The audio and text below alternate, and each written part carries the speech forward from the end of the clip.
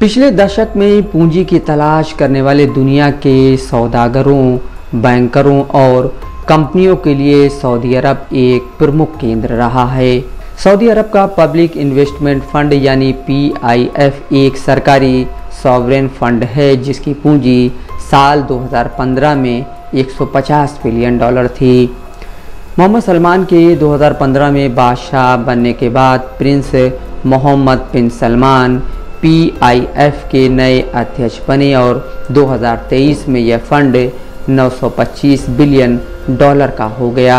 Prince Mohammad Salman ने 2016 में Japan के सॉफ्ट बैंक ESA में $45 बिलियन और ब्लैक स्टोन इंफ्रास्ट्रक्चर फंड में $20 बिलियन का निवेश किया। इसके बाद के सालों में अमेरिका के इलेक्ट्रिक कार निर्माता lucid motor, LIV golf venture, cruise liner समूह, खनन और खेल आदि में पैसा लगाया। अमेरिका शेयर बाजार में $35 बिलियन लगाया और आज यह संपत्ति $925 ट्रिलियन के करीब हो गई है। मगर अब दुनिया के पूंजी के सौदागरों, बैंकरों आदि के लिए सऊदी अरब से आसानी से पैसा जुटाने के स्रोत का युग समाप्त हो रहा है। लोग इसे अब महसूस कर रहे हैं। दुनिया में पूंजी जुटाने वाले फंड मैनेजर जैसे ब्लैक रॉक, सॉफ्ट बैंक या दूसरे बैंकर और कंपनियां बदलाव के प्रभावों को महसूस कर रही हैं क्योंकि सऊदी अरब अब अपने यहाँ निवेश करने की शर्त लगा रहा है।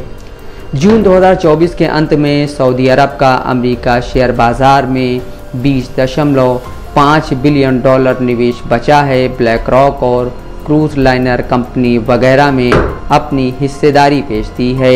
अब PIF ने सऊदी अरब में घरेलू स्तर पर हर साल $40 बिलियन निवेश का लक्ष्य रखा है। यह निवेश पर्यटन, खेल, सऊदी खनन कंपनी मॉडर्न, नई हवाई जहाज कंपनी रियाद एयर वगैरह नए उद्योगों को विकसित करने में होगा। सऊदी अरब अगले दशक में कई अंतर्राष्ट्रीय मेज़बानी करने की योजना पर काम कर रहा है जैसे Asia cup football 2027, Asian winter games 2029, world expo 2030 और फीफा वर्ल्ड कप 2034 आदि का भव्य आयोजन करेगा। अभी UAE का सोवरेन वेल्थ फंड्स $1 ट्रिलियन से ज़्यादा है और वह भी अपने यहाँ दुबई और अबू धाबी में निवेश कर रहा है। आने वाला वक्त मिडिल ईस्ट और सेंट्रल एशिया के देश Kazakhstan, Uzbekistan, Kyrgyzstan, Tajikistan, Turkmenistan, C5, Azerbaijan और अफ़गानिस्तान का होगा।